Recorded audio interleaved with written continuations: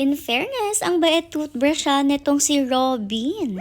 Hello Pack members! Welcome back to Husky Pack TV Vlogs! Ang bida for today's video ay itong batang to na patalon-talon na akala mo naman ay tipaklong. Walang iba kundi si Robin at ayan talagang hyper na hyper pa siya dito at nagtataka nga siya kung bakit siya pinalabas. Paano ba naman kasi dyan siya sa off-leash area? Akala niya tuloy ay lalaya siya pero alam niyo naman ang gagawin sa kanya walang iba kundi liliguan. O diba makikita niyo na naman nga na lahat ng Pack members natin ay dadaan dito sa kanilang paliguan na to dahil lahat nga sila papaliguan this month. Kaya nga for the bath na nga si Robin dyan at nang nagpaligo sa kanya ay si Kuya Jomar. Konting backstory muna tayo dito kay Robin. Alam nyo naman na doon Junakis nga po siya ni Thunder. Kung nagtataka naman kayo kung sino ba ang mga ama nitong si Robin, si Bordag, si Rocky at si Rexisay. Wala namang iba kundi ang ating nag-iisa-isang poging-poging Hercules na napaka-chick boy. Kasi pati naman si Thunder inanakan niya. Yes guys, Hercules po talaga ang father ng magkakapatid na to. Siguro nagtataka kayo bakit lahat sila itim at wala man lang nagmana kay Hercules. Siguro nga ganun kalakas talaga ang dugo ni Thunder when it comes sa color. Kaya naman lahat talaga ay sa kanya nagmana ang kulay. At etong si Robin nga ay halos photocopy lang rin talaga ni Thunder. Kasi kahit sa ugali, ganun rin. Magkapareha sila. Pero may nakuha rin naman yung ibang mga puppies kay Hercules which is yung balahibo nga. Kasi alam nyo ba si Rexisay at si Bordags, grabe ang balahibo. Mala Hercules talaga ang balahibo nila. Tapos pati yung katawan nila parang si Hercules sobrang laking bulas. Minsan nga nakakatakot na si Rexisay sa sobrang laki niya but still very gentle siya at very malambing. Habang itong baby Robin naman natin, mala baby talaga siya kasi parang baby yung personality niya at siya rin talaga yung medyo maliit as compared sa kanyang mga kapatid. Dahil nga nagbana siya sa kanyang mama Thunder, unang-una medyo maliit siya at pangalawa yung klase ng balahibo niya parang kay Thunder. Napakahaba ng balahibo niya tapos bagsak na bagsak tapos sobrang kintab which is ganun rin talaga ang kanyang mama Thunder. Medyo iba nga lang talaga sa kanila yung pinaka-itsura ng face nila pero bukod doon talagang halos parehas na sila ng Thunder kahit natin. Nga sa level ng kakirisihan at pagkakitikite, Diyos ko, parehas na parehas ang dalawa kaya masasabi mo talagang mag-ina. Anyways, after nga siyang paliguan dyan, syempre twice na masabunan at ma-shampoo, banlaw. Tapos saka naman na siya tututbrushan dahil nakalimutan nga siyang toothbrushan ni Kuya Jomar nyo bago mag-start ang pagpapaligo. At inuulit ko itong pagtutoothbrush sa ating Pack members ang hindi talaga natin kinakalimutan every time na mag-groom nga tayo sa kanila. Dahil ulit-ulitin ko sa kanyo na very mahalaga po ang oral health ng ating mga fur babies. Kaya naman kahit super challenging talaga ang pagtutoothbrush sa mga dogs dahil syempre medyo iba pa sa pakiramdam nila yung ganyang ay pinupush natin na mag-toothbrushan sila lahat at ayan si Robin medyo mas mabait naman siyang toothbrushan kaysa sa iba nating Pack members. Kaya nang mabilis lang rin talaga silang nag-toothbrushan after no nagpabango na nga dahil 100%